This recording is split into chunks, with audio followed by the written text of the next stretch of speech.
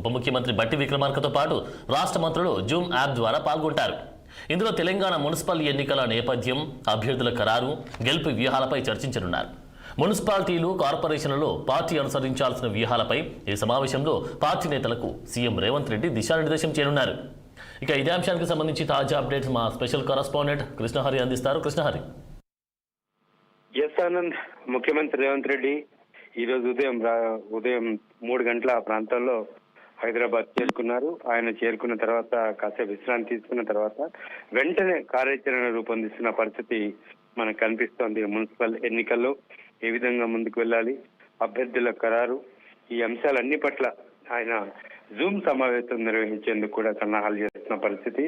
ఇందులో పార్టీ ముఖ్య నేతలందరూ పార్టిసిపేట్ చేయాలని కూడా ఆదేశాలు జారీ అయ్యాయి. ఇప్పటికే ఇక పార్టీ వ్యవహారాల ఇన్ఛార్జ్ మీనాక్షి నటరాజన్, పిసిసి అధ్యక్షులు ఎమ్మెల్సీ మహేష్ కుమార్ గౌడ్ కూడా ఈ కార్యక్రమంలో పాల్గొంటారు. అందుబాటులో ఉన్న మంత్రులు, ఎమ్మెల్సీలు, ఎమ్మెల్యేలు కూడా ఈ జూమ్ సమావేశంలో పాల్గొనేందుకు కూడా ఏర్పాట్లు చేస్తున్నారు. ఇక ఈ నెల 4వ తారీఖు నుంచి 8వ తారీఖు వరకు ఈ మున్సిపల్ ఎన్నికల ప్రచారం మహాసభల్లో, బహిరంగ సభల్లో కూడా ముఖ్యమంత్రి పాల్గొనే విధంగా ఎక్కడెక్కడ ఈ బహిరంగ సభలు ఉండాలి అనే కోణంలో కూడా జూమ్ మీటింగ్ లో చర్చిస్తారు. మొత్తానికి అభ్యర్థుల ఖరారు, గెలుపు గుర్రాలు మనం చూసాం. జూమ్ మీటింగ్, అమెరికా నుంచి జూమ్ మీటింగ్ నిర్వహించారు గత వారంలో. అప్పుడు ఆయన కొంత ఇదే సమాచారాన్ని కూడా ఆయన డిస్కస్ చేసిన సందర్భం చూసాం. గెలుపు ఎవరైతే గెలుస్తారు అనుకుంటారో వాళ్ళకే రంగంలోకి దించాలని కూడా చెప్పారు ముఖ్యమంత్రి. ఇప్పుడు అదే విషయం కూడా నిర్ధారించే అవకాశం కనిపిస్తుంది. మరొకసారి మొత్తానికి అమెరికా నుంచి రాగానే మున్సిపల్ ఎన్నికల్లో ఏ విధంగా గెలుపొందాలి, దానికి సంబంధించిన వ్యూహాలేంటి, ఏ ప్రణాళికతో ముందుకు వెళ్ళాలి, అభ్యర్థుల ఖరారు ఏ విధంగా ఉండాలి అనే అంశాల పట్ల ఇటు జూమ్ మీటింగ్ నిర్వహించి మిగతా పార్టీలతో పాటు ఇటు బీఆర్ఎస్ పార్టీ కూడా కార్యాచరణ రూపొందించింది, ముందుకు వెళ్తోంది. బీజేపీ కూడా ఈసారి ఎవరితో పొత్తు లేకుండా ముందుకు వెళ్తోంది. సో ఈ పార్టీలకు ధీటుగా అధికారంలో ఉంది కాంగ్రెస్ పార్టీ. సాధ్యమైనన్ని ఎక్కువ సీట్లు గెలుపొందాలనే లక్ష్యంతో ప్రణాళిక ఉండాలి. కాబట్టి అదే స్థాయిలో ఈ జూమ్ మీటింగ్ నిర్వహించేందుకు కూడా ముఖ్యమంత్రి సన్నాహాలు చేస్తున్నారు. మరి కాసేపట్లో 11:30-11 ఆ ప్రాంతంలో ఈ జూమ్ మీటింగ్ సమావేశం ఉంటుంది. కొన్ని కీలక నిర్ణయాలు, ప్రధానంగా ఏదైతే మున్సిపల్ ఎన్నికలతో పాటు కేంద్ర బడ్జెట్ గురించి కూడా చర్చించే అవకాశాలు కనిపిస్తున్నాయి.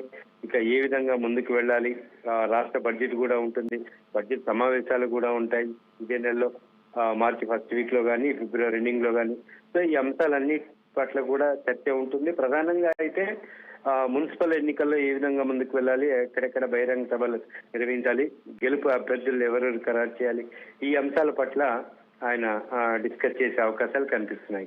ఆనంద్, చూసాం ప్రతిపక్ష నేతగా ఉన్నప్పుడు ఇలాంటి ఎన్నికలు కూడా ఫేస్ చేశారు. సో మరి అప్పుడు ప్రతిపక్ష నేతగా ఉన్నారు, సో ఇప్పుడు మరి అధికారంలో ఉన్నారు. సో మరి అప్పటికి ఇప్పటికీ ఈ యొక్క ప్రణాళికలు ఏ విధంగా పెంపొందించే అవకాశం కనిపిస్తూ ఉంది?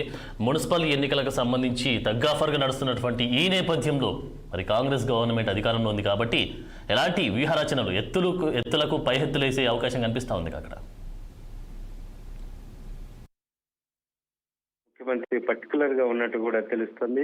ఒక ఛాలెంజింగ్ గా తీసుకొని ముందుకు వెళ్లాలని వ్యూహరచన చేస్తున్న పరిస్థితి కనిపిస్తుంది.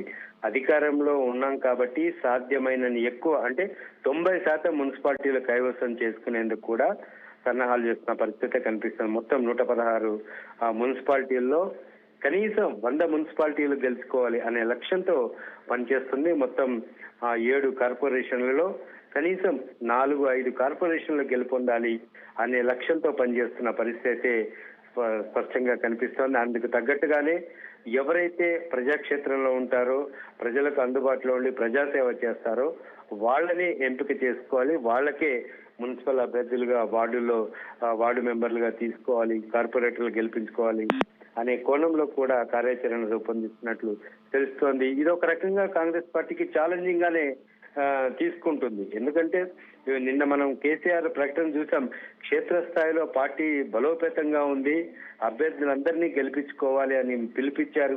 అంటే క్షేత్రస్థాయిలో కాంగ్రెస్ పార్టీ అంతకన్నా ఎక్కువ బలంగా ఉంది అని ప్రూవ్ చేసుకోవాల్సిన అవసరం ఉంది ఇప్పుడు కాంగ్రెస్ పార్టీకి. అందుకని ఛాలెంజింగ్ గా తీసుకుంది కాంగ్రెస్ పార్టీ. ఖచ్చితంగా రేవంత్ రెడ్డి పొలిటికల్ వ్యూహాలు కూడా మనం చూసాం, ఎంత పకడ్బందీగా ఉంటాయో మనం చూసాం. 10 ఏళ్లు పరిపాలించిన కేసీఆర్ ని కూడా పక్కన పెట్టి ఆయన విజయ తీరాలకు చేర్చారు పార్టీని. సో ఉప ఎన్నికల్లో కూడా ఆయన పార్టీని గెలుపొందించారు. సో ఈ విధంగా చూసుకుంటే కనుక మున్సిపల్ ఎన్నికల్లో కూడా రేవంత్ రెడ్డి వ్యూహాలు కానీ, మీరు అన్నట్టు ప్రతి వ్యూహాలు కానీ, ఎత్తులు కానీ, పై ఎత్తులు కానీ చాలా వినూత్నంగా ఉండే అవకాశాలు కనిపిస్తున్నాయి.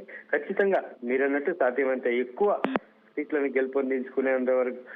గెలుపొందించుకునేందుకు ఆయన కూడా ఒక వినూత్న కార్యాచరణతో ముందుకెళ్తున్న పరిస్థితులు కూడా స్పష్టంగా కనిపిస్తున్నాయి. ఆనంద్, వైపేమో బీఆర్ఎస్, మరొక వైపేమో బీజేపీ. సో ఈ ఇద్దరు ఎత్తులకు పై ఎత్తులు వేస్తూ ఇప్పుడున్నటువంటి సిచ్యువేషన్లో అధిక సీట్లు రాబట్టి అవకాశం కనిపిస్తూ ఉందా? ఏమన్నా ఇప్పుడు ఉన్నటువంటి సంక్షేమ ఫలాలు అందలేదు కానీ కూడా కొంత నిరాశగా ఉన్నటువంటి సందర్భం మనకు కనిపిస్తూ ఉంది సో ప్రజల నుంచి. సో మరి ఈ యొక్క పరిస్థితుల్లో అన్ని సీట్లు కైవసం చేసుకుంటూ దాంతోపాటు ఇంకా అత్యధిక మెజార్టీ సాధించే అవకాశం కనిపిస్తూ ఉంది. ఇంకా మైనస్ ఏమన్నా ఉండొచ్చా కాంగ్రెస్కి సంబంధించి? పార్టీకి చిన్న చిన్న పొరపాట్లు ఖచ్చితంగా ఉంటాయి. వాటిని అధిగమిస్తూనే ముందుకు వెళ్ళడం ప్రతి ప్రభుత్వంలో ఉన్న ప్రతి పార్టీకి ఆనవాయితీగా వస్తోంది. ఇక బురద జల్లడం, ఆరోపణలు గుప్పించడం, ఇవన్నీ కూడా ప్రతిపక్ష పార్టీల సిస్టంలో అది జరిగిపోతూ ఉంటుంది. పథకాల అమలు కూడా జరిగిపోయేదే, దాని విమర్శలు కూడా సర్వసాధారణం. సో ఇలాంటి నేపథ్యంలో ఇవన్నీ అధిగమిస్తూనే ఏ విధంగా వ్యూహరచన చేయాలి, ఏ విధంగా ముందుకు వెళ్ళాలి, మీరు అన్నట్టు భారతీయ జనతా పార్టీ కూడా ఈ మున్సిపల్ ఎన్నికలను ఒక ఛాలెంజ్ గా తీసుకుంది. రాష్ట్రానికి కొత్త అధ్యక్షుడు రామచంద్రరావు వచ్చారు. ఆయన కూడా ఈ ఎన్నికలను ప్రతిష్టాత్మకంగా తీసుకున్న పరిస్థితులు కనిపిస్తున్నాయి. ఆయన నిన్న మొన్న ఒక స్టేట్మెంట్ కూడా ఇచ్చారు. మాకు ఎవరితో పొత్తుండదు, మా పార్టీ కూడా క్షేత్రస్థాయిలో చాలా బలంగా ఉంది. 8 మంది ఎంపీలను గెలిచారు, 8 మంది ఎమ్మెల్యేలు గెలిచారు. మేము మొన్న గతంలో జిహెచ్ఎంసీలో అత్యధిక సీట్లు కైవసం చేసుకోవడం జరిగింది అని చెప్పడం జరిగింది. ఇప్పుడు అంతకు రెట్టింపు ఉత్సాహంతో ముందుకు వెళ్తాము, సాధ్యమైన ఎక్కువ సీట్లు కైవసం చేసుకుంటాము అనే అంశాన్ని కూడా ఆయన కూడా స్పష్టం చేసిన పరిస్థితి కనిపిస్తోంది. ఇక బీఆర్ఎస్ పార్టీ కూడా క్షేత్రస్థాయిలో బలంగా ఉంది, అత్యధిక మున్సిపాలిటీలు కైవసం చేసుకుంటుంది. 10 ఏళ్లు రాష్ట్రాన్ని పరిపాలించిన పార్టీగా ప్రజాదరణ ఉంది పార్టీకి అనే కోణంలో నిన్న కేసీఆర్ మాట్లాడిన సందర్భం. అందుకు తగ్గట్టుగానే కేటీఆర్, హరీష్ రావు వీళ్ళిద్దరూ కూడా క్షేత్రస్థాయిలో పర్యటిస్తారు, బహిరంగ సభలు నిర్వహిస్తారు, ప్రజల్ని ప్రభావితం చేసే అవకాశాలు కనిపిస్తున్నాయి.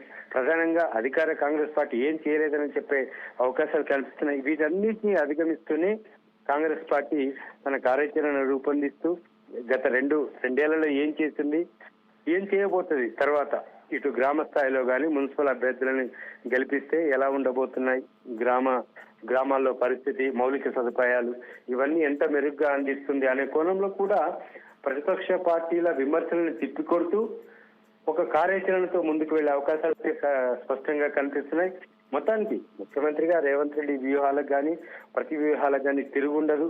ఏ విధంగా ముందుకు వెళ్తారనే అంశం పట్ల కూడా ఆసక్తి నడుస్తుంది. మీరు అన్నట్టు ఇటు బీజేపీని, ఇటు బీఆర్ఎస్ పార్టీ ఆరోపణలు కానీ విమర్శలను కానీ తిప్పికొడుతూ ఒక వినూత్న రీతిలో ఈ మున్సిపల్ ఎన్నికల్లో ముందుకు వెళ్లే అవకాశం కనిపిస్తోంది Congress party. Anand, thank you Krishnahari.